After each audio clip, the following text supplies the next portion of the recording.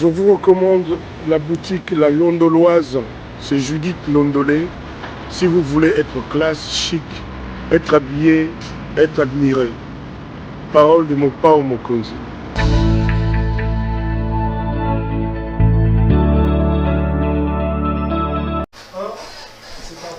Madame, Messieurs, bonsoir et bienvenue à ce nouveau numéro de l'émission Allo CPL, ce magazine d'analyse d'actualité politique, sociale et économique que nous avons lancé ici à CPL Télévision. Deux invités sur ce plateau pour tenter de décortiquer. Vous le savez, l'actualité politique dans le pays reste dominée par cette polémique sur les élections. L'UDPS a-t-il désormais peur d'aller aux élections ? Le parti de Etienne Tshisekedi Wamulumba semble de plus en plus allergique lorsqu'on parle des élections. On parlera de ça avec en toile de fond la lettre de Zévek et la réplique musclée du service de communication du président. Un service qui a d'ailleurs été changé au détriment de certains journalistes compétents qui soutiennent les pouvoirs ici. On reviendra également sur ça.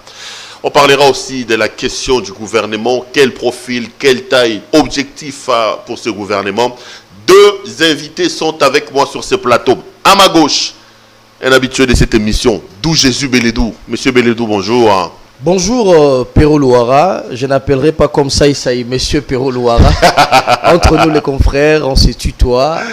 Et pas seulement, même avec les politiques. Un journaliste, c'est le seul, je crois, individu qui peut avoir un président de la République sur un plateau de télévision. Il dit, Monsieur Kabila et Monsieur Tshisekedi, ça passe pour nous les journalistes, mais pour les politiques et d'autres profanes de la profession, c'est son excellence, etc. Je suis très content sur ce plateau. Je suis l'homme le plus heureux parce que un ancien président, je partage ce plateau avec un grand co-débatteur à moi qui m'a beaucoup manqué dans d'autres plateaux de télévision, Pius Romain Roland, qui sort fraîchement de la prison. Mais je le vois requinquer, il vient de la prison directement vers Boma, je crois, Mwanda. Oui, il est allé accompagner l'ancienne première dame Olive Lembe Kabila. Très content de le revoir sur ce plateau. J'espère que la prison l'a assagi. Ah bon, Pius Romain Roland, bonjour, comment ça va, cher ami? Merci beaucoup de m'offrir ce plateau magnifique.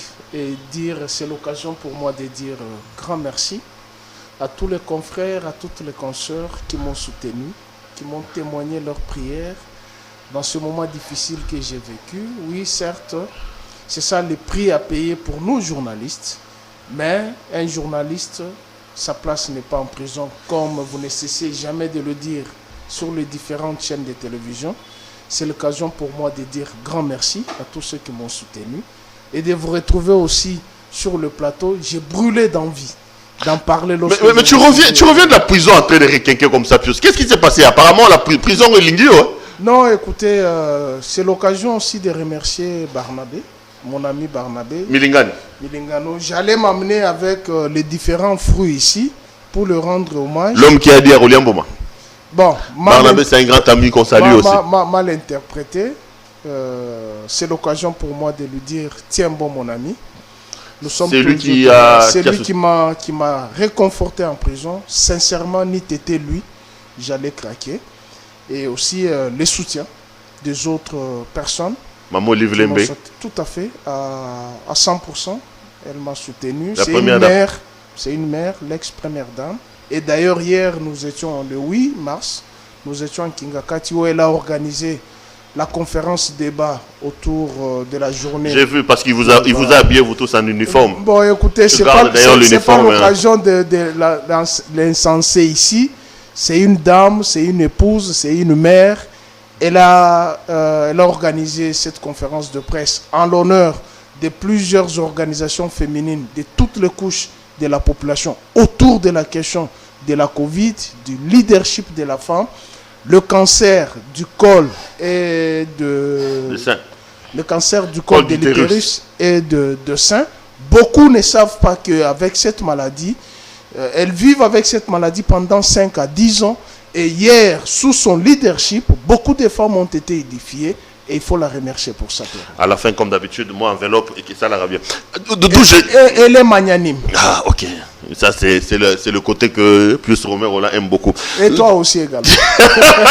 Je n'ai jamais bouffé son argent. Ah non, vous avez été à Digital. À l'entreprise de son mari. Je n'ai jamais bouffé son argent. Vous avez bénéficié. Je n'ai jamais été à Kingagat avec elle.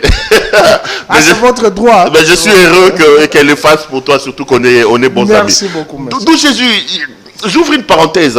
Il y a une polémique qui naît petit à petit dans le milieu des journalistes sur le tweet de notre ami Fiston Saï Saï. Il était là où vous êtes hier, il a donné ses arguments.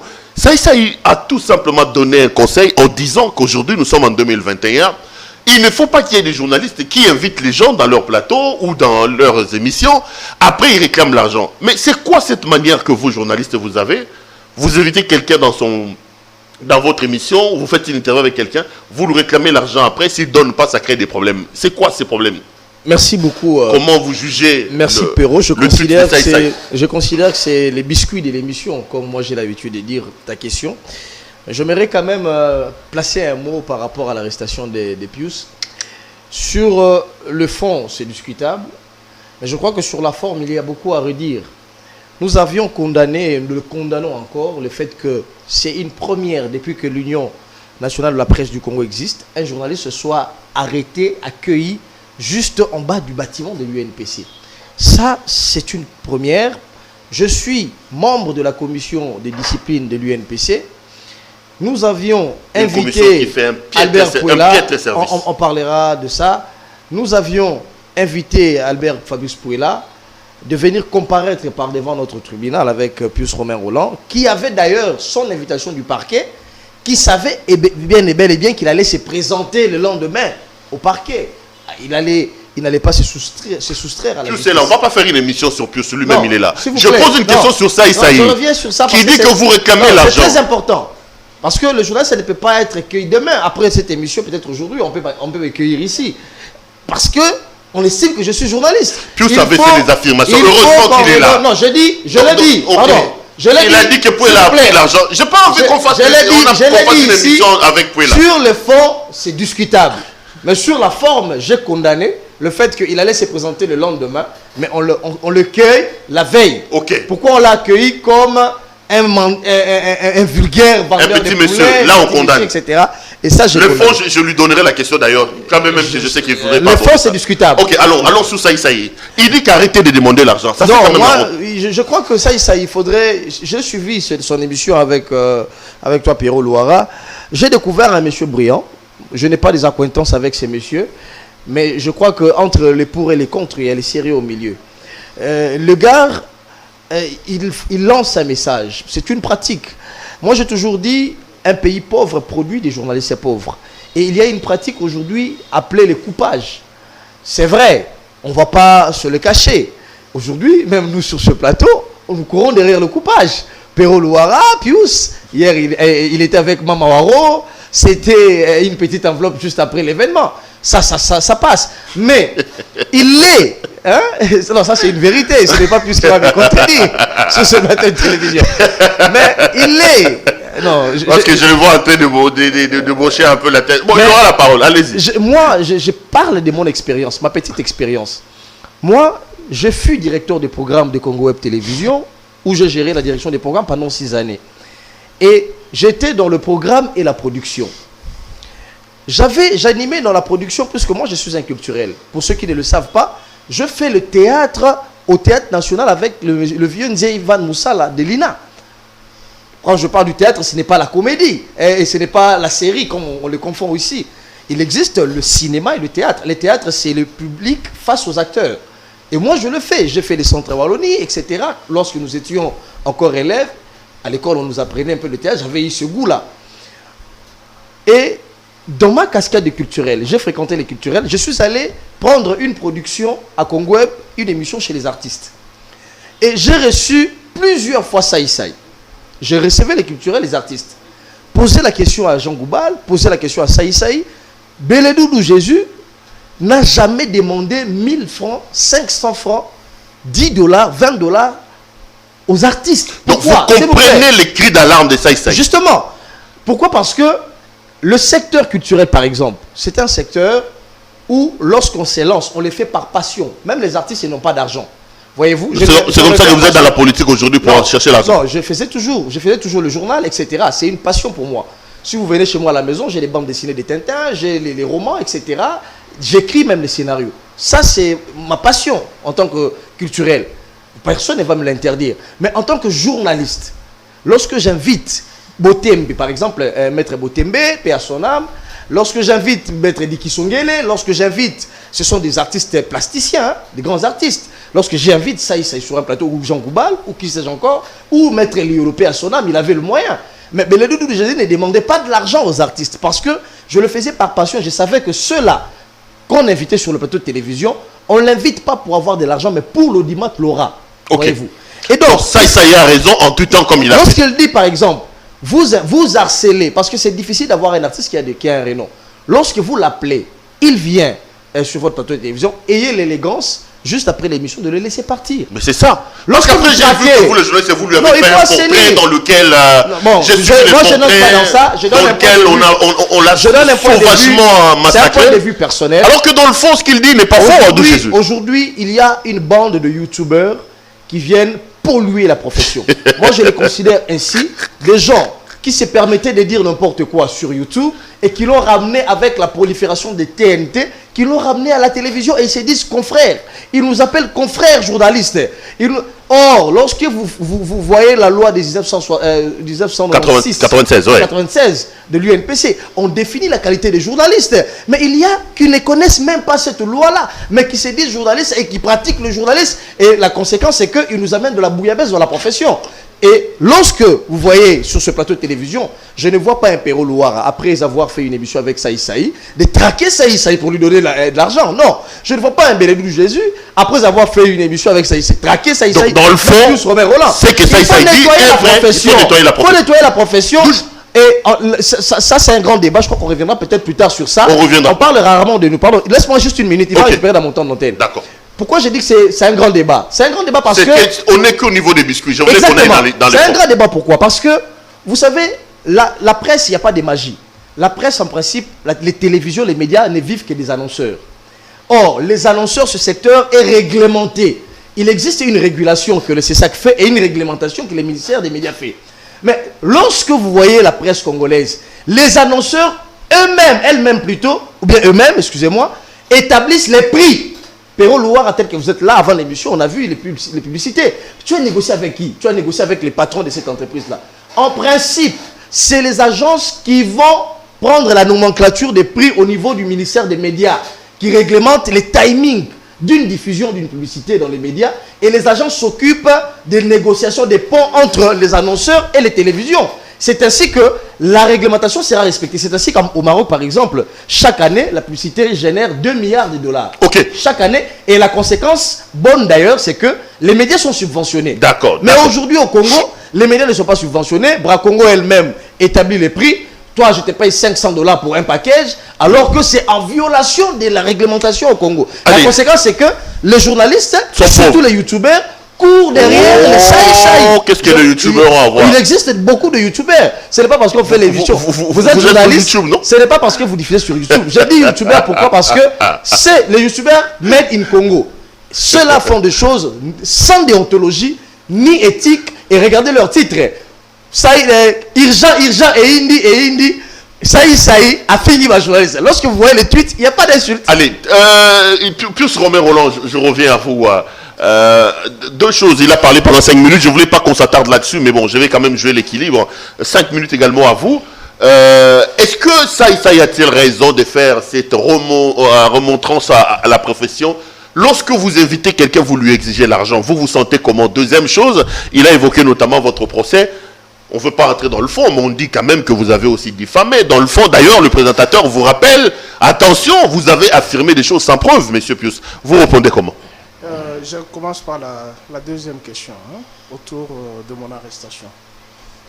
Vous savez que beaucoup de journalistes ne connaissent pas la législation qui nous régisse.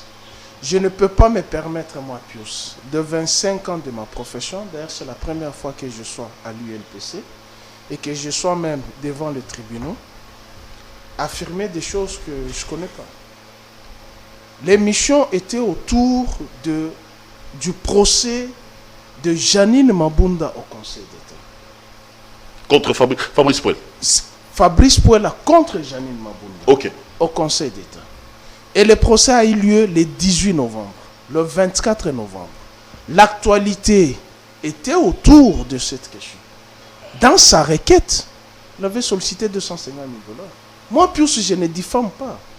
J'ai entendu beaucoup de gens dire, mais je peux vous brandir sa requête. Même le son du juge qui rendait le verdict, dans sa requête, il avait sollicité 250 000 $. Non, mais vous avez dit qu'il a exigé 100 000 $ à Janine Mabunda.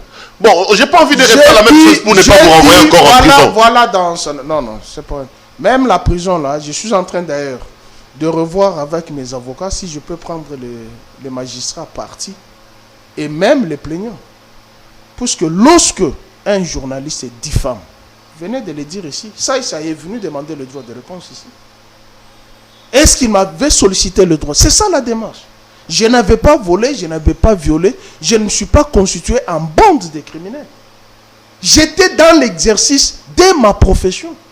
Si j'ai diffamé, mais il y a le droit de réponse.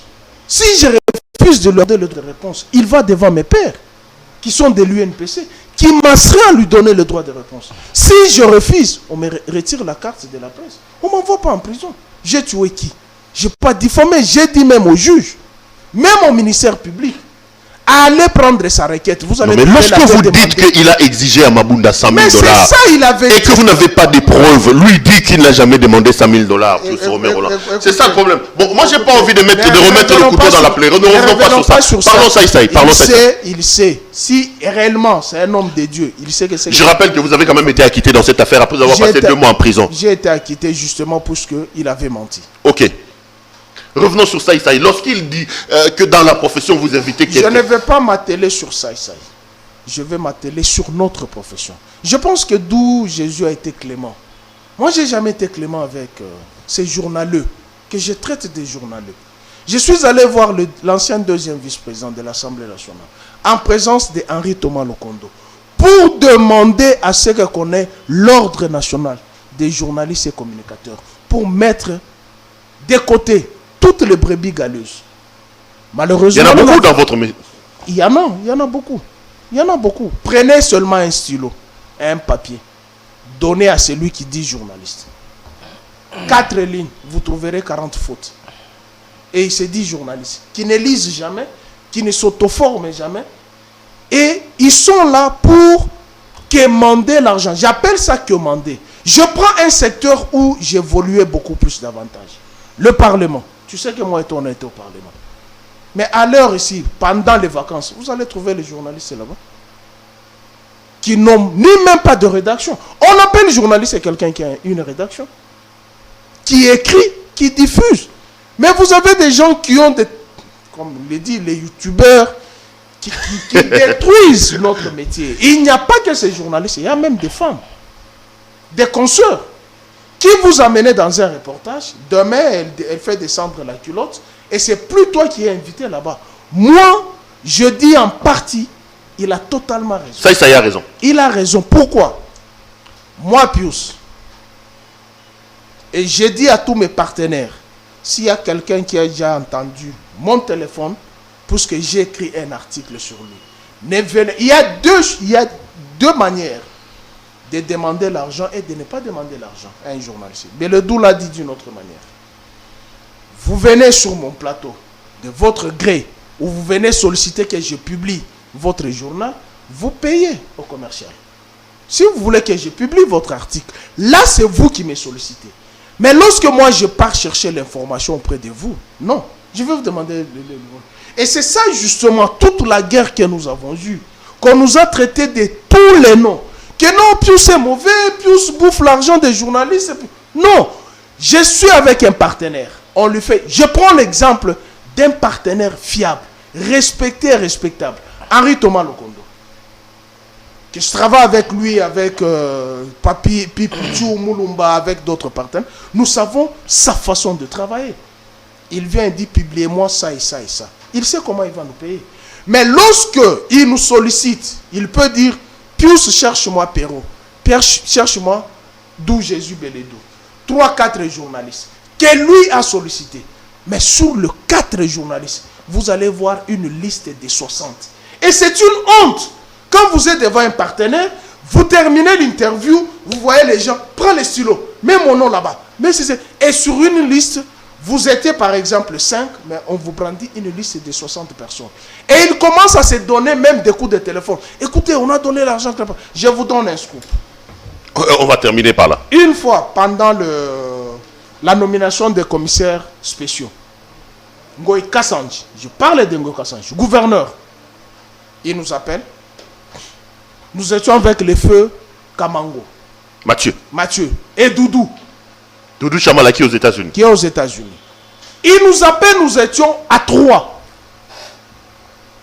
On fait l'interview. Il prend $500. Il remet à Mathieu Kamango. Mathieu Kamango me dit, Kouloutou, toi tu prends puisque je vois déjà là-bas. C'est terrible. Et Blaise était là. Blaise Aïnda. Non, pas Blaise Aïnda. C'est lui qu'on était avec au ministère de l'Intérieur. Blaise Bakou. Blaise Bakou. Pose-lui la question. J'ai fui avec l'argent 20 heures. Moi, Pius, j'ai fui avec l'argent face aux 60 journalistes qui étaient en face de moi. Qui n'étaient pas invités. Mais c'est nous qu'on avait demandé. Moi, Feu Kamango, Doudou et Blaise, 4 personnes.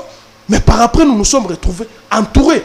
Des noms que je ne peux pas te citer ici. Que si je te cite ces noms, et tu seras aouri. Donc, mais j'ai dû payer cet argent. J'ai appelé certains confrères et consoeurs sur Willery. Quelque part. En clair, Saï a raison. En clair, Saï a raison. D'accord. Nonobstant ce qu'il est, mais en ce qui concerne le comportement de certains de nos confrères, ça je Parlons dis, politique après. Il faut revoir. Parlons politique. Je reviens sur Dou Jésus Bénédou. Dou Jésus, il n'est de plus en plus une sorte de polémique autour de la question des élections. Vous avez vu, les évêques ont rappelé à M. Tshisekedi qu'il faille organiser les élections en 2023. D'ailleurs, ils ont embrayé sur la Belgique. Mais pourquoi aujourd'hui, ça donne l'impression que le régime actuel est allergique au rappel des élections? Pourquoi l'UDPS ne veut plus entendre le rappel sur les élections en 2023, qui est pourtant un délai constitutionnel? Moi, je crois qu'en journalisme, nous avons un principe sacro-saint qui dit les faits sont sacrés, les commentaires sont libres. Et pour répondre à ta question et la marier plutôt à l'hypothèse que je viens d'échafauder, c'est clair, c'est que si je m'en tiens aux déclarations de l'UDPS, parce que vous parlez de l'UDPS, l'UDPS a dit à travers ses bouches autorisées qu'elle n'a pas peur des élections en 2023 et que l'UDPS est déterminée à aller aux élections en 2023. Kabounda dit qu'il n'y aura pas élection sans recensement. Oui, c'est toi et moi, on sait que le recensement, c'est 3 ans. Je suis encore au niveau des faits. Okay. Je placerai les commentaires. Kabouya, je suis également Kabouya. Dire que nous voulons qu'il y ait recensement avant élection. Est-ce que Kabouya a violé la Constitution? Non. Le recensement est une chose, les élections en est une autre. Non, mais lorsqu'on conditionne les élections par les recensements, tout en sachant que les recensements nous prennent 3 ans. Non. Il ne faudrait pas faire de l'amalgame. Il existe aujourd'hui des services habilités qui vous disent, les experts même, qui vous disent le recensement au Congo peut prendre tout au plus une année. Il existe, Marie-Josée Ifoku, je crois l'a rappelé ce matin sur Top Congo, il existe des structures spécialisées qui peuvent, si possibilité il y a, on met à la disposition de la structure, de procéder au recensement dans les délais. C'est là où je disais, les élections sont une chose, les recensements en est une autre. Regardez, Pérou Louara, les vertus d'avoir les recensements dans ce pays. Nous sommes le seul pays en Afrique centrale, si pas dans le monde, d'avoir des citoyens qui n'ont pas de cartes d'identité. Qui sont d'où? Un peuple sans identité. Voyez-vous? Comment expliquer que 100 millions de Congolais qui circulent à travers la République n'ont pas été identifiés, n'ont pas de carte d'identité? Tu sais, la conséquence avec ça, Pérou Louara, aujourd'hui, par exemple, s'agissant de la problématique dans l'Est du pays, on vous dira qui est Congolais, qui ne l'est pas. Cette question restera un flou. Ça, c'est le sexe des anges dans la mesure. Mais Kabila a tenu le même discours en 2015. J'en viens. La même UDPS a réfuté ça. J'en viens. Pourquoi alors avoir été aussi exigeant contre Kabila en 2015, alors que les tenants de l'opposition au recensement en 2015 sont aujourd'hui les tenants du recensement avant l'élection? Le problème, c'est qu'aujourd'hui, le contexte est différent d'hier. Pourquoi je le dis? Kabila nous a présenté une structure ONIP, je crois qui devrait être gérée par Adolphe Loumanou, un de ces grands larbins, un des grands larbins de Kabila.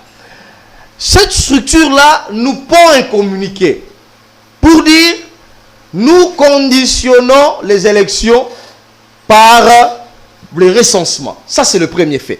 Kabouya n'a pas conditionné les élections par les recensements. C'est déjà une différence. Ça, c'est le premier fait. Le deuxième pan, on vous dit, avant d'avoir, on vous dit, la durée du recensement est de tout au plus 3 ans à 4 années. Nous sommes en 2015. Kabila, son mandat se termine en 2016. Et lorsqu'on vous brandit que les élections vont se tenir en 2018, nous sommes hors délai. Et c'est là où les Congolais ont dit, c'était quoi l'opportunité d'avoir ces recensements de l'ONIP, qui d'ailleurs allait nous prendre autant d'années.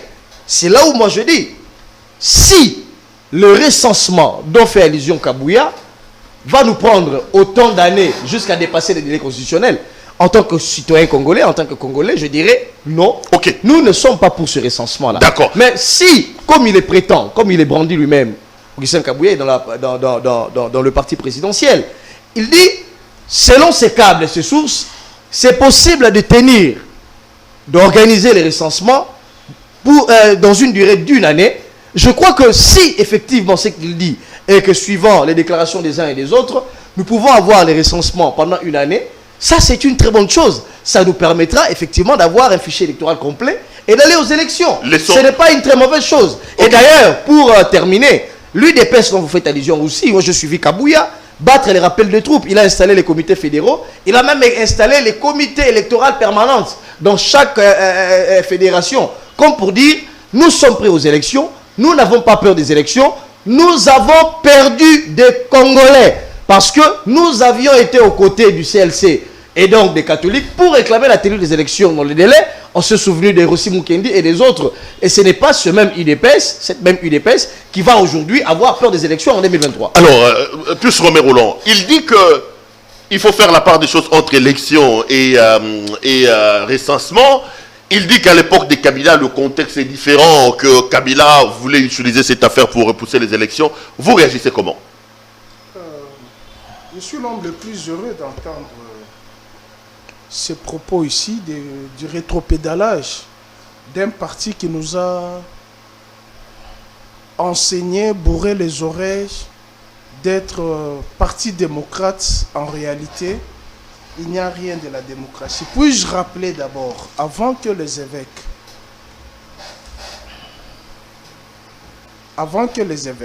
sonnent le glas, nous avons notre confrère, que je salue ici, Nico Faindikai, qui ne cesse jamais de faire le rappel national.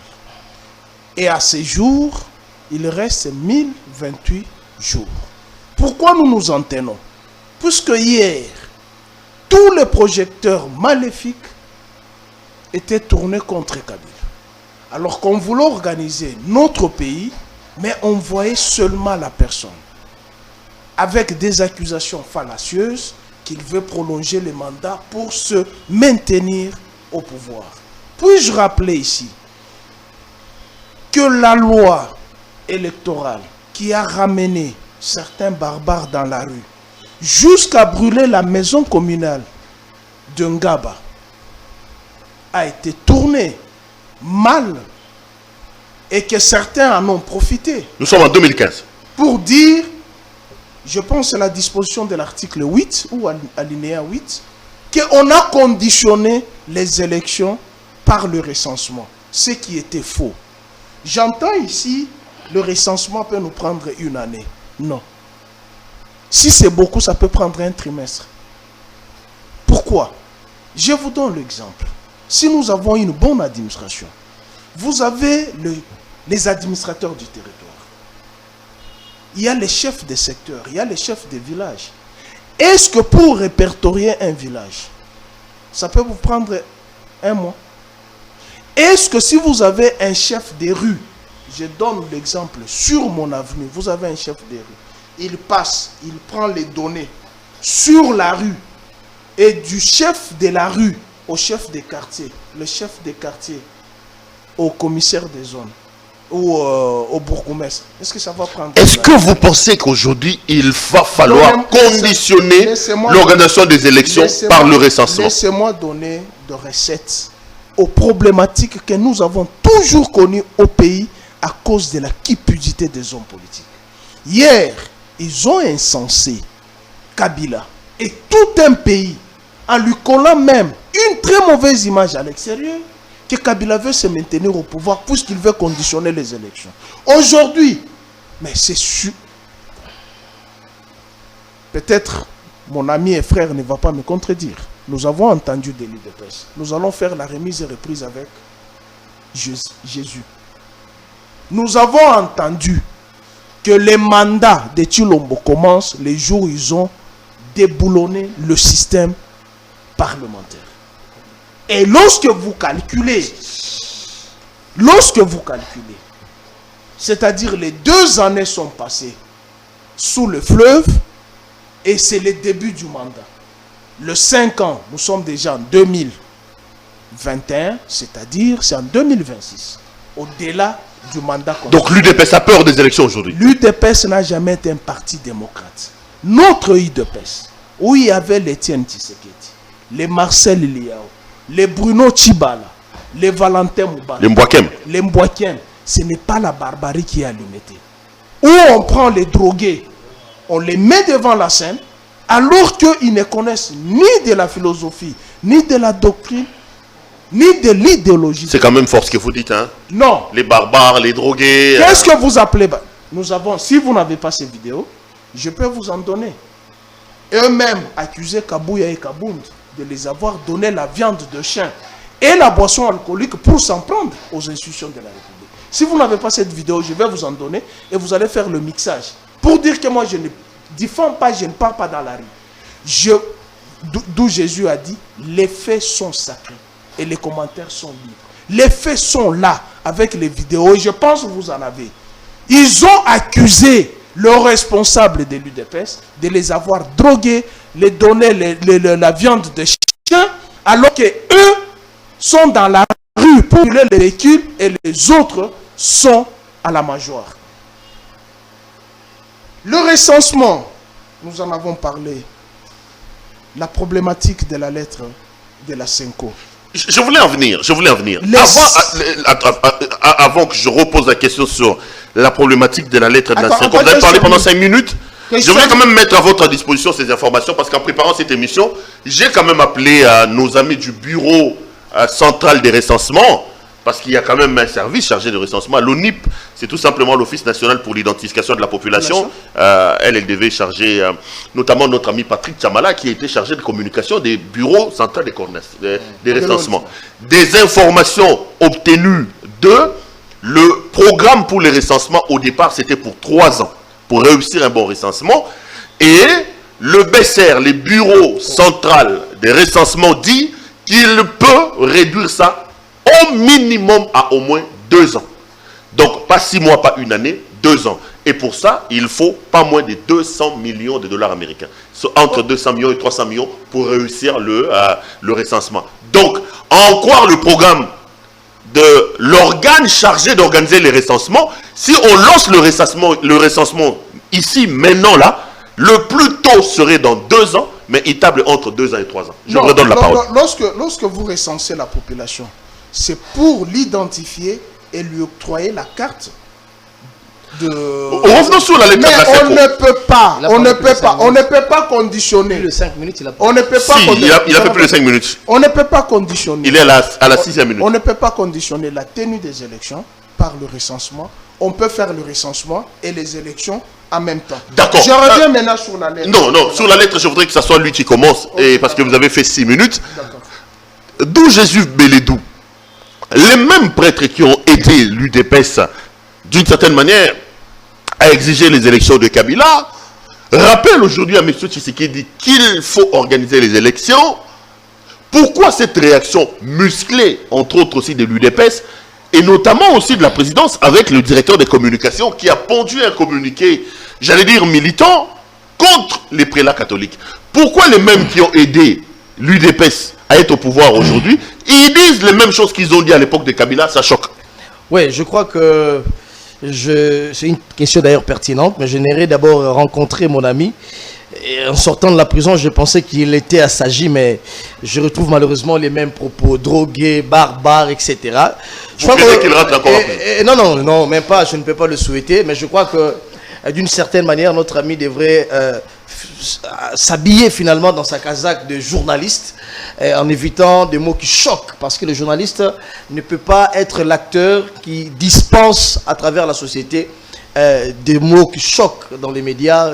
C'est un drogué, c'est un barbare, c'est irresponsable. Et surtout lorsque vous faites allusion à des individus, des pères des familles, des mères des familles, qui ne partagent pas une des mêmes convictions que vous, mais ce sont quand même des Congolais, des humains. On ne peut pas les insulter sur un plateau de télévision. Ce sont des choses qu'on doit recadrer. Et je pensais qu'après, comme un peu Mandela, après la prison, il s'était assagi, mais bon, Pris excelle encore dans tout ça. Mais je reviens maintenant à l'essentiel. Lorsque vous dites, l'UDPS dit qu'il va faire la remise et reprise avec le Seigneur. Mais écoutez, un parti politique a des objectifs. L'objectif d'un parti politique, c'est de gagner les pouvoirs et les conserver le plus longtemps possible. Bien sûr, bien évidemment, à travers le respect de mécanismes constitutionnels. Si l'UDPS en 2023 donnera à notre candidat Kabound, que sais-je encore, pour conserver le pouvoir, où est le mal? Où est le problème qu'on disait Jamal? Et donc, lorsqu'on vient avec ce genre de débat, c'est soit on veut ignorer la maîtrise de la science politique, soit on veut faire du buzz, ou on veut faire du show, on veut faire comme nos amis youtubeurs. Je reviens à l'essentiel. Vous dites ici question capitale. Les mêmes prêtres qui ont aidé l'UDPS, j'ai été clair lorsque vous m'avez reçu seul sur ce plateau de télévision. Je dis, l'UDPS n'a pas le droit de répliquer de cette manière-là qu'on a vu avec Abraham Lwakabwanga de la présidence, cette réplique-là aux évêques. Parce que si aujourd'hui, Kabila, on l'a mis dos au mur jusqu'à organiser les élections, jusqu'à ce que Kabila nous propose Chadari, qui a lamentablement échoué en détournant même l'argent de sa propre campagne électorale, c'est parce qu'il y a eu des Congolais qui ont obéi à un mot d'ordre qui est venu de l'église. Les Congolais sont morts, les Kapanga, les autres. Puis aussi, ici, aujourd'hui, il est en train de réclamer les élections pour 2023. Pourtant, nous sommes en 2021. Je considère, pour un premier temps, que c'est de la distraction simplement. Ça vient du droit des officines, du PPRD, pour ne pas permettre à Tshisekedi de travailler et de voir le vrai problème présent des Congolais. Le vrai problème présent des Congolais aujourd'hui, c'est le social, à manger. Aujourd'hui, nous fêtons le mois de la femme. Mais quelles sont les conditions des femmes qui sont à l'est du pays? Elles sont violées chaque jour. J'aimerais voir aussi que les évêques s'attardent maintenant là. Les momentos. Mais on projette d'abord 2023. C'est ainsi que certains pensent qu'il s'agit de distractions. Simplement des distractions. Non, mais ils ont fait pareil à l'époque de Kabila. S'il vous plaît. Applaudi par ils l'ont fait en 2015. En 2015, le CLC s'est levé pour exiger la tenue des élections dans les délais qui étaient 2023. Alors que nous le savons très bien. Oui, celui qui le disait d'ailleurs très bien, c'était Lambert Mende. Il vous a dit, nous allons organiser, les chefs de l'État restent en fonction jusqu'à... C'est Mende qui le disait, ce n'est pas moi. Et lorsqu'on nous a bombardé au NIP, on a vu qu'il y avait des velléités d'un glissement prolongé qui allait nous emmener on ne sait pas où. Et il fallait se lever. Et l'église catholique était au front. Et les Kabound, les Kabouya et l'UDPS avaient pris, emboîté les pas. Et donc, sur base de ça, je ne tolère pas un glissement. Je le dis ici, je le rappelle. Mais vous venez de donner un élément très important. C'est bien de faire une émission avec quelqu'un qui est averti. Vous venez de couper l'herbe sous les pieds de mon ami Pius Romain Roland, qui ne faisait que spéculer. Ce sont des procès d'intention qu'on fait à Félix Tshisekedi. Ce sont des procès d'intention qu'on fait à l'UDPS. Ce sont que des procès d'intention pour dire, et l'UDPS ne fait pas des élections en 2023. On l'a démontré ici, pièce sur pièce, pour dire, l'UDPS n'a pas l'intention d'un glissement en 2023. Les bouches autoritaires de l'UDPS l'ont dit. À la présidence de la République, les fanatiques ont été sanctionnés sur base de ça. Et aujourd'hui, l'Église catholique, les rappeler, n'est pas un péché, mais seulement les débats aujourd'hui devraient tourner autour des vrais problèmes des Congolais. Mais pour répondre maintenant au deuxième point, je crois que s'il faudrait mettre sur la table la question électorale, aujourd'hui nous constatons qu'il y a un problème. La CENI n'est pas installée, nous sommes en retard. Les réformes électorales, la loi, le fichier. Etc. Mais les prêtres font partie du problème. L'Église fait partie du problème aujourd'hui. Parce qu'on doit être objectif vis-à-vis de nous-mêmes. Nous sommes allés ici aux élections. La commission électorale nationale est claire avec la loi électorale révisée.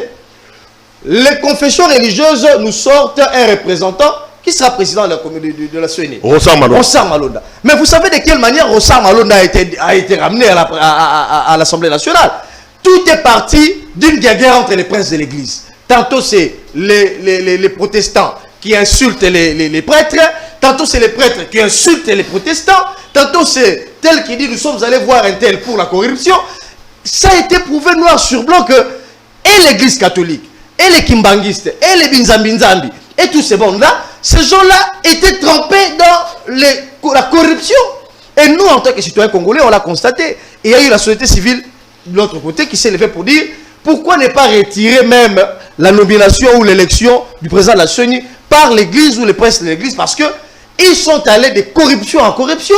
Et j'aurais voulu que l'Église, en son temps, nous éclaire un peu sur la situation, mais on a vu comment les prêtres ont titubé, même par rapport à l'élection de Rossard Malonda, pour dire, nous, ce n'est pas notre candidat, c'est le candidat de l'Église catholique, etc. Et donc, ce jeu de ping-pong, le retard qu'on a aujourd'hui, c'est l'Église qui nous a amenés dans ce retard-là. Personne ne peut se faire prévaloir de sa propre turpitude. L'Église n'a qu'à se taire. L'Église n'a qu'à se taire. Moi, je pense à ce stade de choses.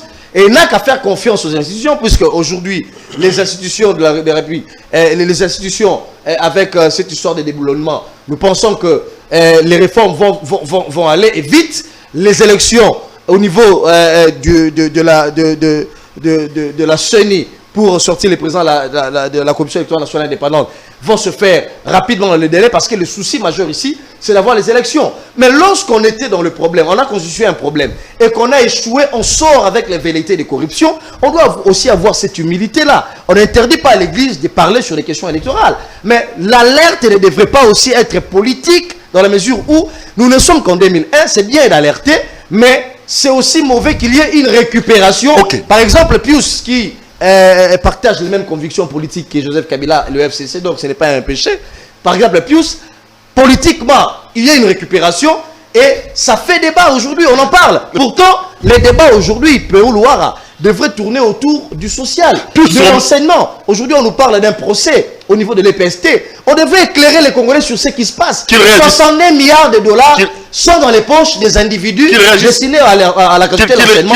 Pourtant, on n'en parle pas, on est dans les guerres politiciens. Et ça, je termine par là, rassurez-vous, c'est le débat que veut Kabila, que veut le FCC, pour voir Félix Tshisekedi échouer et l'amener dans des projections, dans les firmaments. Pourtant, la réalité, c'est qu'on doit se mettre au travail. Puis il a parlé pendant 7 minutes. Je retiens qu'il dit que l'Église ne peut pas parler.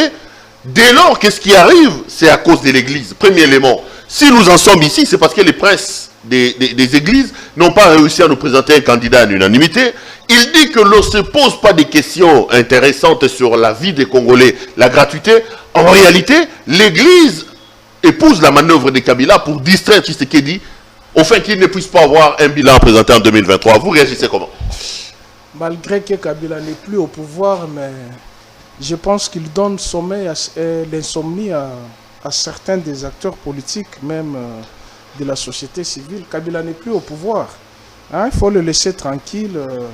Bon, au fait, moi, je suis un peu étonné que mon ami d'où Jésus pointe aujourd'hui du doigt l'Église catholique. Lorsque cette question de Ronsard taraudait, je le voyais comment il bouillonnait pour défendre l'Église catholique, même défendre la position de Tshilombo. Mais aujourd'hui, il fait les rétropédalages. Moi, j'ai toujours dit, Perrault, je n'ai pas un crâne où il y a les intestins, ni un ventre où il y a les cerveaux. Non. Tous mes organes sont en place et je dois rappeler à tes nombreux téléspectateurs l'implication de l'Église catholique dans ce qui se passe. Aujourd'hui, d'où Jésus Beledou se plaint de l'Église catholique, mais lorsque celle-ci a dit à l'UDPS à travers Kabound 50-50, c'est-à-dire l'Église amène 50, nous aussi nous amenons 50. 50 pour faire partir Kabila. C'était bien. C'était bien. Et à l'époque, lorsque Kabila était dans le programme des 5 chantiers, Non, c'était les élections et il rappelle même la mort de certains compatriotes qu'on met sur le dos de Kabila, injustement. Les Rossi Mukendi, les Thérèse Kapanga. Imaginez-vous. Et il parle de... Il voyait les velléités de glissement chez Kabila.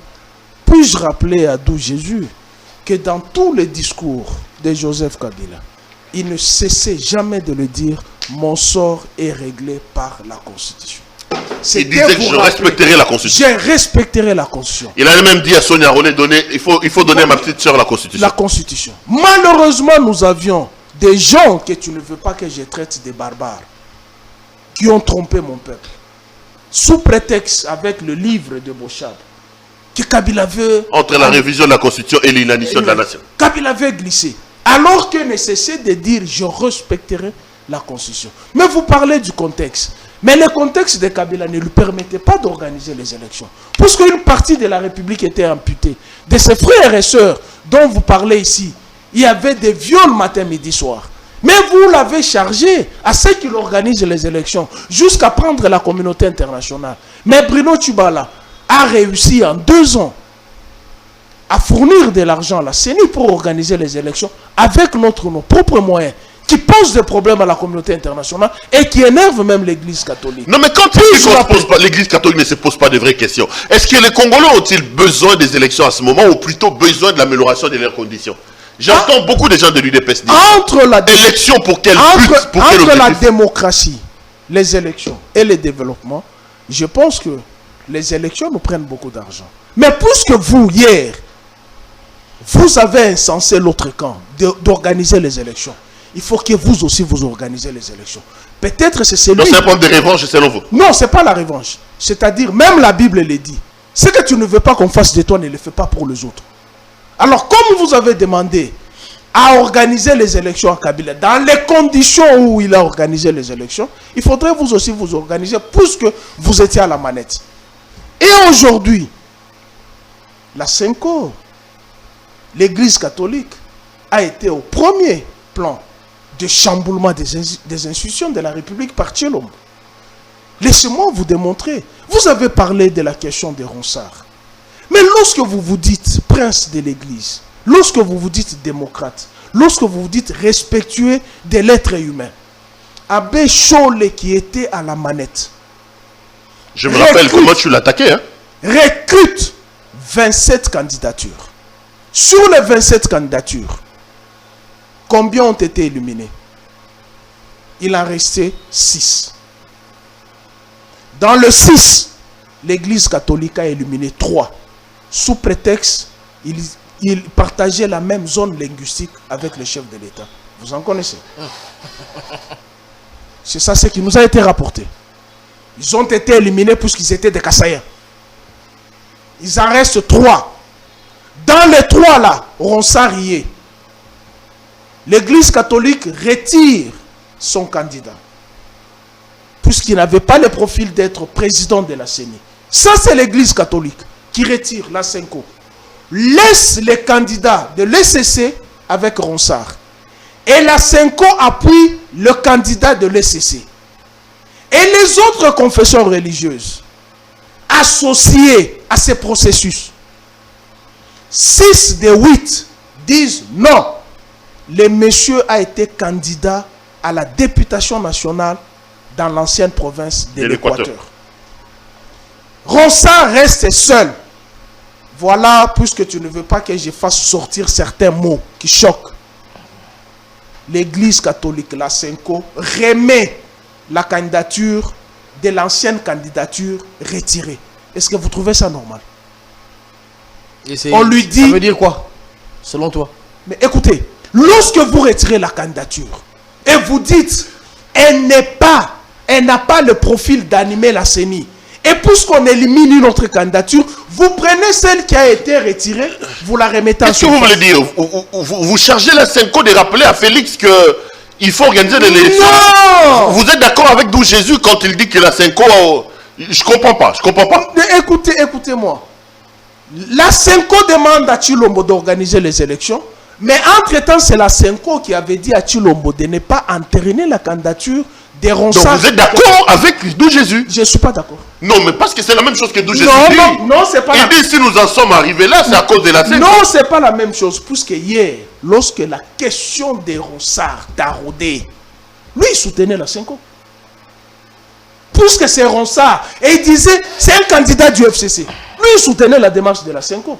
Mais c'est la Senko qui nous amène, qui a poussé Tshilombo à ne pas entériner la candidature des Ronsards. Et sur base de ça... Quand vous parlez de Tshilombo, vous parlez de M. Félix Tshisekedi Tshilombo, quoi, le président de la République. Mais il s'appelle Tshilombo, non? Il n'y a pas de problème, je voulais tout simplement rappeler. Moi, je m'appelle Pius, non? Ok. Toi, tu t'appelles Louara, non? Ok, Non, il s'appelle Tshilombo, non? D'accord. Mais oui, moi, je ne suis pas ministre pour l'appeler l'excellence. Ok. Je suis journaliste.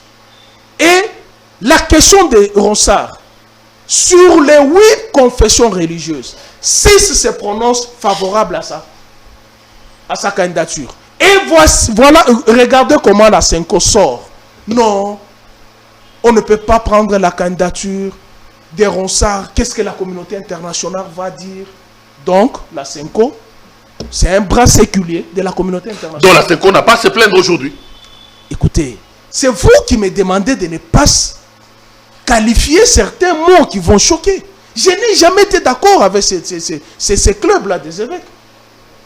Lumumba se plaint de l'église catholique qui s'ingère dans les affaires de l'État. Mobutu s'en est plein.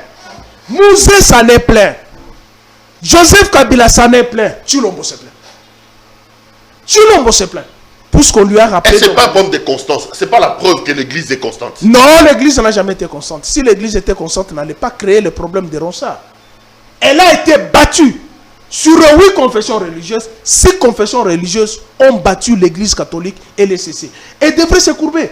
Mais voulons amener le problème au Parlement jusqu'à charger Janine Mabunda d'entériner Ronsard de la manière dont... Alors que lorsqu'il y a eu processus du choix des candidatures, Mabunda n'a jamais été là. L'FCC n'a jamais été là. Kabila n'a jamais été là. Tshilombo n'a jamais été là. C'était la Senko avec chose. On va terminer cette émission. Et aujourd'hui, on veut charger Tshilombo n'a qu'à assumer ce que les autres lui rappellent. Donc il organise les élections en 2023. Il reste 1028 jours à ce stade. Ah, il va évoquer la Covid à l'époque de Kabila. Non. Le Niger a organisé les élections sous la Covid. L'Ouganda a organisé, malgré. Les États-Unis, où il y a eu plus...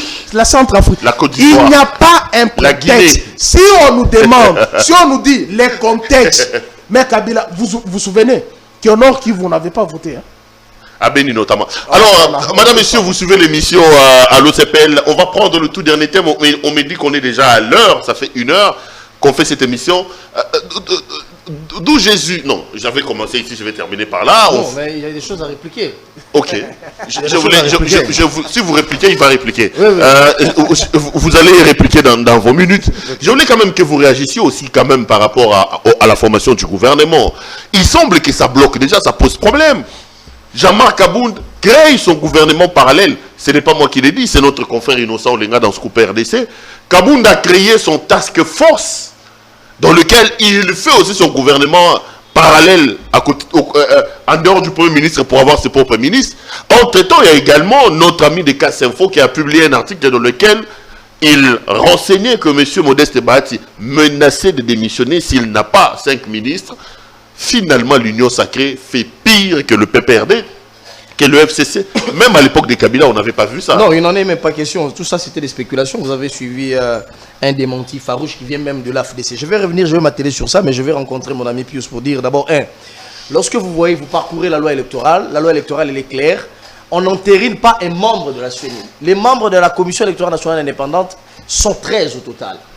Il fallait qu'il y ait, puisqu'il y avait élection au niveau de la présidence, il fallait attendre qu'il y ait élection dans toutes les composantes pour que ceci ou ce dernier, les 13 donc, soient entérinés ensemble au niveau du Parlement. Mais qu'est-ce qui a justifié cette précipitation de Ronsard Malonda? À cause de la malice. S'il vous plaît, s'il vous plaît. Voilà pourquoi, lorsque vous creusez, vous voyez que Ronsard Malonda n'était qu'un larbin de Corneille Nangaa. C'est quelqu'un qui a grandi sous Corneille Nangaa. C'est quelqu'un qui est placé là pour une mission donnée. Défendre les intérêts des Kabila. Défendre les intérêts des Kabila, avoir des élections biaisées. Ça, c'est connu. Alors, il ne faudrait pas revenir sur un plateau de télévision penser que nous autres sommes amnésiques et que nous ne maîtrisons rien de ce pays. Pourtant, nous avions écrit l'histoire de ce pays ensemble avec Pius Romer Roland et Pero Loara qui est ici sur ce plateau. Mais qui ne sait pas? Aujourd'hui, Pero, laissez-moi parler, s'il vous plaît. Je suis désolé lorsque je vois certaines personnes du FCC parler même des élections et revendiquer, être en avant-plan pour dire les élections ou rien. Qu'est-ce qu'on n'a pas vécu pendant 18 années? Il y a des gens qui modestement doivent se taire. Ils doivent se taire. Qui ne sait pas que Kabila n'a pas voulu organiser les élections en 2020. Mais en 18 ans, Kabila nous a quand même donné 3 cycles électoraux. On reconnaissait quand même les mérites des gens. Quels cycles électoraux? Pour la première fois dans l'histoire de ce pays, nous avons eu des élections pluralistes. C'était sous Kabila. Nous sommes en 2006. Les élections organisées, des élections bâclées et biaisées. Il y a eu une guerre ici à Gombe où Jean-Pierre Bemba avait le résultat des élections. Il a fallu une médiation de l'Angola pour débouter Bemba jusqu'à ce qu'il se retrouve en prison. Qui ne sait pas que Kabila n'a pas gagné les élections en 2006? En 2011, Étienne Tshisekedi face à Kabila. Qui ne sait pas que Malouman a proclamé les résultats dans un char de combat? À cause de vous allez, s'il vous plaît, oui, s'il vous plaît, nous avons eu un système plus qu'en Corée du Sud. Pour la première fois, moi j'ai vu... En 2011, le président c'était Ngoïmoulouna. Ngoïmoulouna, je crois. Moi j'ai vu des missiles sur le boulevard à Limete. Qui avait l'armée? Qui avait la force? C'est Kabila. Si nous n'avions pas eu des élections bâclées, pourquoi on allait avoir toutes ces agitations? Nous sommes en 2018, d'abord 2016. On crée des manœuvres. Tous ceux qui ont manifesté contre la tenue des élections ont été gazés, ont été tués. L'église a été désacralisée. Les prêtres, les mêmes prêtres de la Senko, ils ont été sacrés jusqu'à l'église. Des chats de Kapangala a été tué où? À l'église. S'il vous plaît. Aussi Mukendi même. Aussi Mukendi. Devant la parole Saint-Benoît, Lemba. Le procès se tient d'ailleurs aujourd'hui. Où il y a une dame Karine qui est citée. On ne peut pas défendre une cause pareille sur un plateau de télévision. On n'est pas amnésique, s'il vous plaît, cher ami. Et donc, les gens qui réclament l'élection aujourd'hui, c'est bien de le réclamer. En 2018, Martin Fayulu dit aussi qu'il a gagné les élections. On ne le dit pas, s'il vous plaît. Il ne faut pas faire de l'amalgame. Je dis ceci. Non, on n'interdit pas à ce genre-là de parler des élections. On n'interdit pas aux Congolais, à la Senko, de parler des élections. La Senko peut réclamer qu'il y ait des élections en 2023. On les tolère encore. Mais il y a des gens qui ne peuvent pas passer à la télévision pour réclamer les élections aujourd'hui. Ceux qui étaient ministres de l'Intérieur, ceux qui étaient du côté KPPRD, etc., qui ont tué parce qu'ils ne voulaient pas la tenue des élections. Et donc je ne reviens pas sur ça. Et aujourd'hui, il est clairement établi que tout ce que nous sommes en train de vivre aujourd'hui, ce sont des procès d'intention. C'est une distraction. Pourquoi je dis c'est une distraction? C'est une distraction parce qu'on ne veut pas qu'on se mette sur le vrai problème de développement. Les vraies questions de développement, je vais répondre quand je vais parler de notre ami... Mais qui empêche au président de la République de se concentrer sur le problème de développement des Congolais? Justement. Moi, je ne comprends pas. Est-ce qu'il rappeler au président de la République qu'il faut organiser les élections en 2023 l'empêche d'offrir aux Congolais un mieux-être? Est-ce que les deux concepts sont hostiles? Je ne l'ai pas dit. D'ailleurs, moi je disais c'était des lanceurs d'alerte. Mais seulement lorsque je parle de la récupération politique, certains partis politiques veulent monter les Congolais contre Tshisekedi par le simple fait qu'ils disent aux Congolais Tshisekedi ne veut pas organiser les élections. Pourtant, nous le savons que cela, c'est ce qu'on dit. Ça constitue la Kadio Chalokuta. C'est-à-dire, les gens, ils sont quelque part, ils imaginent des choses, ils veulent le faire passer. Les laboratoires. Les laboratoires, ils veulent les faire s'engoujoter dans la tête des gens. Pourtant, il n'en est pas question. Aujourd'hui, la vérité, c'est que nous, en tant que citoyens, nous voulons qu'il y ait les élections en 2023. Et d'ailleurs, même s'il y a élections en 2023, l'UFCC qui réclame aujourd'hui les pouvoirs, les élections, il va présenter quel candidat? Chadar lui-même est désavoué, même par les Pomba, les Koulou, l'a recruté de gauche à droite par les PPRD. Récusé. Il a volé l'argent de sa propre... Bon, pas volé. Il aurait... Je ne dis pas volé. Attention, il aurait, attention à la diffamation. Attention. Vous êtes en train de me regarder. Attention. Je ne te remplace pas. À ne pas remplacer plus Romain Hollande dans sa cellule. Je ne dis pas que c'est Chadari a volé. Je dis Chadari aurait détourné. Ça, c'est pas moi qui l'ai dit. Ça vient des officiers du PPRD. Et puis, même sa propre maison, sa propre résidence. L'étole, qui est un ancien candidat président de la République, qui déménage, et il s'en va avec des tôles, avec des cuves, avec des lumières, etc. Ça, c'est grave. Et aujourd'hui, même si on allait aux élections en 2023, cher ami, le PPRD va présenter quel candidat? Némi Milania, désavoué. Chadari, recherché par les Koulouna du PPRD. Qui le PPRD va présenter? Kabila, il préfère rester à Kachamata. faire ce tourisme de gauche à droite. Et donc, aujourd'hui, soyons réalistes, on n'a pas peur des élections, les Congolais n'ont pas peur des élections, il y aura élection en 2023. Pour terminer avec Sama Lukonde, le plus important aujourd'hui, c'est d'abord de savoir que Sama est animé de beaucoup de bonnes volontés péro-loire. Malheureusement, il en est incapable d'avoir un gouvernement moins pléthorique comme il a dit. Pourquoi? Parce qu'il est confronté à la boulimie politicienne. Il existe aujourd'hui, je suivais Top Congo le matin, même ceux qui ne pouvaient pas réclamer des postes ministériels hier.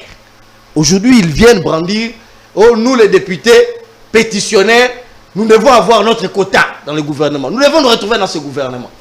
Écoutez, si vous dites que l'Union sacrée ne devrait pas ressembler au FCC d'hier, en ayant un gouvernement moins pléthorique, tout au plus 39, mais vous-même, vous êtes les mêmes individus à dire, à brandir vos égos devant le gouvernement ou rien.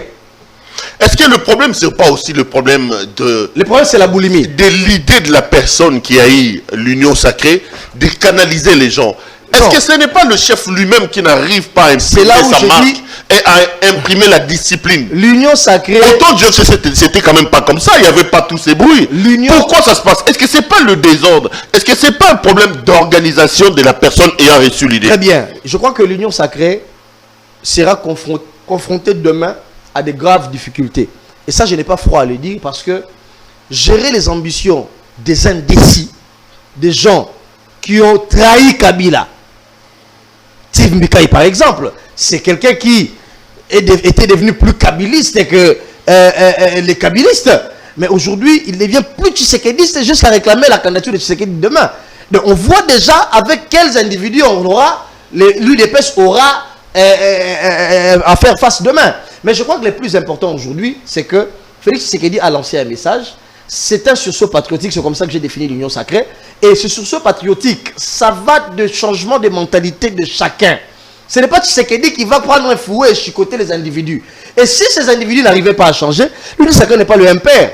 Ils n'ont qu'à rester à l'écart de l'union sacrée, faire l'opposition comme aujourd'hui. Le FCC le fait d'ailleurs très bien et la Mouka le fait. Et la Mouka est Martin Fayoulou. Et donc aujourd'hui, je crois qu'il faudrait évangéliser. Il faut dire ça comme ça. Okay. Il faudrait évangéliser auprès des acteurs politiques pour le dire, messieurs, si vous dites pour avoir un poste, puisque les calculs sont comme ça, pour avoir un poste, il faut avoir au moins 8 députés au niveau du groupe parlementaire et du groupe regroupement politique.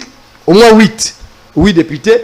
Mais ceux qui en ont 41, par exemple, en Barati, en réclament 5. Et si on part de statistique en statistique, on voit déjà ça sera impossible d'avoir un gouvernement avec 40 membres. On envisage déjà des 55 et des 60. Et pour arriver à un gouvernement moins pléthorique, il faut mettre de côté les sursauts patriotiques. Et c'est un travail qui doit se faire au niveau des fonds. Mais s'agissant de la guerre dont vous avez parlé ici entre Bahati, Lukwebo et Kabound, ça n'existe que dans l'imaginaire des individus. Je crois que les deux concernés ont fait leur démenti. Bahati a dit, il n'était pas... D'ailleurs, il n'a pas tenu des propos qui vont dans le sens de quitter le Sénat s'il n'avait pas 5 membres au gouvernement, mais bien qu'il réclame 5 membres au gouvernement. De l'autre côté aussi, Kabound n'a pas dit qu'il voulait créer un gouvernement parallèle, etc. Donc ça, ce sont des choses qui n'existent dans la tête des individus. Le plus important aujourd'hui, c'est que mettre la boulimie de côté, avoir un gouvernement moins pléthorique, c'est possible. Ceux qui seront mécontents n'ont qu'à aller faire l'opposition. Pius Romerola, on termine l'émission avec vous. Vous dites quoi de tout ce que Jésus venait de dire? Je pense que... Je vous ai vu écrire... Je suis l'homme le plus heureux. Très, très heureux. Mais malheureusement, mon frère ne veut pas reconnaître. Je comprends. Hein? Je ne dis pas qu'il s'est fait l'avocat de Jean-Marc Kabound, mais il ne veut pas comprendre les évidences. Lorsqu'il dit en 18 ans, ceux d'hier ne peuvent même pas parler des élections. Ils ne peuvent pas réclamer les élections parce qu'ils ne l'ont jamais voulu. Quand ils ont organisé, c'était des processus tronqués où la tricherie passait. Quand ils ont refusé, ils ont tué. Mais je pense que c'est à eux qu'il faut le mérite. Il faut attribuer ces mérites des élections. Et le bon sens des Perrault commence à revenir, à reconnaître quand même que le seul chef de l'État, depuis que la République démocratique du Congo a acquis le statut juridique d'un État indépendant, qui a organisé 3 cycles électoraux, c'est Kabila. Je ne suis pas un débatteur ici, hein. Je suis qu'un journaliste. Non, je vous pose n'êtes des pas questions. débatteur, mais vos questions m'inspirent et vous reviennent au bon sens. Néanmoins, cette haine. Il ne faut pas corrompre moralement les présentateurs. S'il vous plaît. Analysez. Vous cherchez un allié. Cette haine-là, vis-à-vis de celui qui vous a donné les institutions de la République, je me suis toujours posé la question, elle est due à quoi? De son jeune âge de 29 ans, qui a hérité un pays morcelé. Au prix de son pouvoir, il a partagé pour unifier le pays et organiser les élections. C'est vrai. Au premier loge, nous n'avions pas de l'argent, la communauté internationale s'y est impliquée. Mais lorsque vous dites que ce sont les élections bâclées, mais Fayoulou réclame sa vérité des urnes. Mais parce que quand je lui ai posé cette question-là, il n'a pas réagi. Fayoulou réclame sa vérité. Donc on veut dire aussi que l'élection de Tshisekedi est bâclée parce qu'il y a quelqu'un qui réclame. Mais écoutez, il a parlé d'Étienne Tshisekedi. Laissez-moi vous dire que je respecte cette mémoire, mais il n'a jamais été démocrate. Un démocrate, c'est celui qui respecte les institutions de la République et qui s'incline devant les urnes des élections. Mais proclamer ailleurs que quelqu'un d'autre, la cour des cours proclame c'est quelqu'un d'autre, mais toi tu t'enfermes dans ta maison pour prêter serment. Justement ce qui se passe aujourd'hui avec ce que Perrault dit d'un gouvernement parallèle, c'est le comportement de l'UDPS. Mais Étienne Tshisekedi avait un gouvernement parallèle à l'époque de Mobutu. C'est le comportement de l'UDPS. L'UDPS pense que la République démocratique du Congo lui appartient. Tout le monde doit être de l'UDPS. Donc un père bis. Tu es né un père, tu mourras un père. Tu es de l'UDPS, tu mourras UDPS. Non! L'époque a changé, les époques ont changé. Nous avons un instrument juridique qui est la Constitution, qui nous confère le droit d'avoir quand même une volonté d'appartenir à un autre courant politique et de réfléchir autrement. L'UDPS ne peut pas nous ramener dans ces réflexions. Ce comportement-là, c'est un comportement de... Je peux vous poser une très bonne question. Qui empêche à Tshilombo de se consacrer sur les questions de développement? Mais pendant que Kabila avait lancé le programme de 5 chantiers, révolution de la démocratie... Une vaste escroquerie. Les moutons sautent moi là. Le procès là, il est là, non? N'est-ce pas, non? Mais du moins... non, si vous parlez de vaste escroquerie, il a quand même organisé les élections, qui a permis à ceux qui sont aujourd'hui d'y être et de ne pas reconnaître jusqu'à chambouler les institutions. Puisque vous parlez des députés pétitionnaires qui veulent avoir un quota, mais d'où Jésus? Permettez-moi quand même que je fasse sortir mes qualificatifs, non? Aujourd'hui, vous dites que pour avoir un poste au gouvernement, il faut un quota. Il faut un quota de 8 députés. Mais c'est ça la barbarie qui s'est passée au Parlement. Les institutions de la République, les instruments juridiques ont déjà établi le poids politique. Les gouvernements se forment sur base de poids politique. Mais aujourd'hui, on vous dit, non, les quotas des pétitionnaires qu'on a payé... C'est le poids politique? Non, ce n'est pas un poids politique. Un pétitionnaire, c'est un poids politique. Non, vous ne m'avez pas saisi. Non, je vous ai saisi. Quand vous êtes concentré, s'il vous plaît. Non, laissez-moi. Je dois éclairer ça. Non, laissez-moi, je vous ai... Je dois éclairer ta religion. Il vous a laissé parler. Je vous parle des poids politiques. Non, il n'y a pas eu poids politique. Il faut quand même reconnaître des poids politiques. Depuis qu'il est sorti de la prison, il est devenu très élégant. Quand quelqu'un parle, la prison a quand même apporté quelque chose. Vous avez parlé de 8 députés pour avoir un membre au gouvernement. Mais les institutions ne disent pas de ça. Les institutions ne disent pas. Voilà l'incompétence dont je parle de certaines personnes qui ont chamboulé les institutions de la République. Faites de la Non, je ne fais pas. Laisse-moi continuer, non? J'espère que moi j'aurai le temps de l'expliquer. Non, c'est lui qui termine l'émission. C'est moi qui termine l'émission. Vous je crois que je dois t'interrompre. Vous allez revoir. Je crois que je dois l'interrompre et préciser, s'il vous plaît. Vous allez revoir. Non, je ne peux pas vous laisser. Non. Vous allez continuer. C'est moi qui ai la parole. C'est moi qui ai la parole. Reconnaissez-moi les droits de la police. C'est pas Chiromé qui a la parole. Je précise. C'est important de préciser. Non, vous avez dit... Non, vous avez dit... Les poids politiques dont vous faites allusion, effectivement, c'est de ça que je parle. Pour avoir un membre de le gouvernement, il faudrait avoir au moins oui, député au groupe parlementaire. Non, ça, c'est pas un poids politique. Au groupe parlementaire. Non, ça, c'est pas un poids politique. Et justement, non, c'est pas un poids politique. Ça obéit à un exercice. Non, c'est là ça. obéit à un exercice. Attendez, qui termine. Bahati, s'il vous plaît. Bahati réclame les 5 postes sur base de son poids politique. Attendez, qui termine. Et le poids politique, c'est au niveau de l'arithmétique. D'accord. C'est pas imaginaire. Qui termine. Voilà. Qui termine. Donc c'est ça, il vous reste 1 minute plus Romero là. 6 minutes. 1 minute. Tu es allergique, hein? J'ai parlé d'1 minute.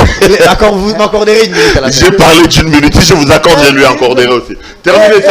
Et mon ami parle que l'FCC va présenter quelle candidature. Non, ici, il ne s'agit pas d'organiser les... S'il vous plaît. Il ne s'agit pas d'organiser les élections en fonction d'une famille politique.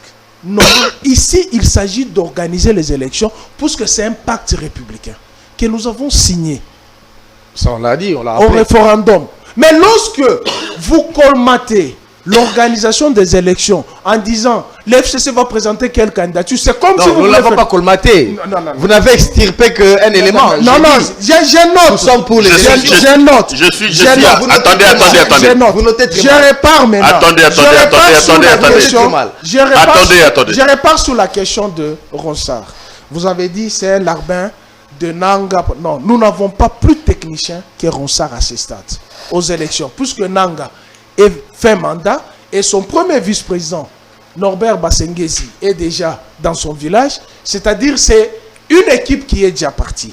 Pourquoi il y a eu cette précipitation? Il n'y a pas eu précipitation.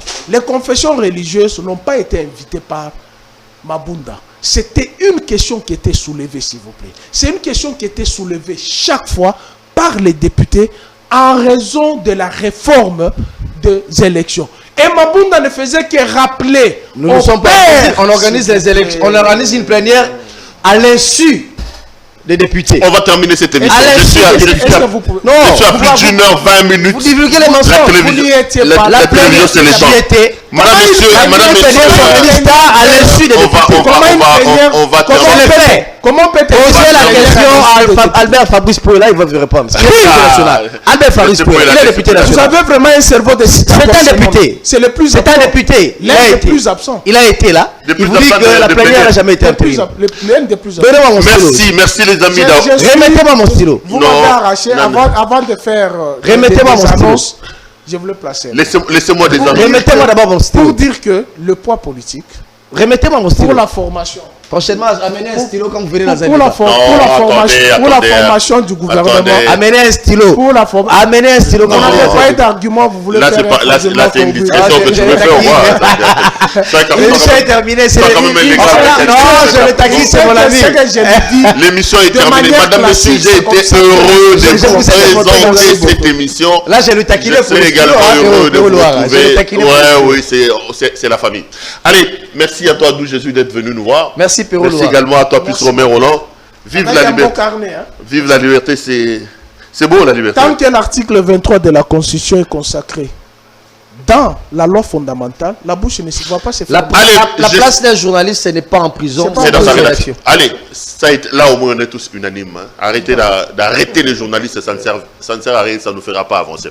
J'ai été heureux de vous présenter cette émission, les amis. Je vous retrouve demain à la même heure pour la même émission. Portez-vous bien et restez branchés sur nos programmes. À demain.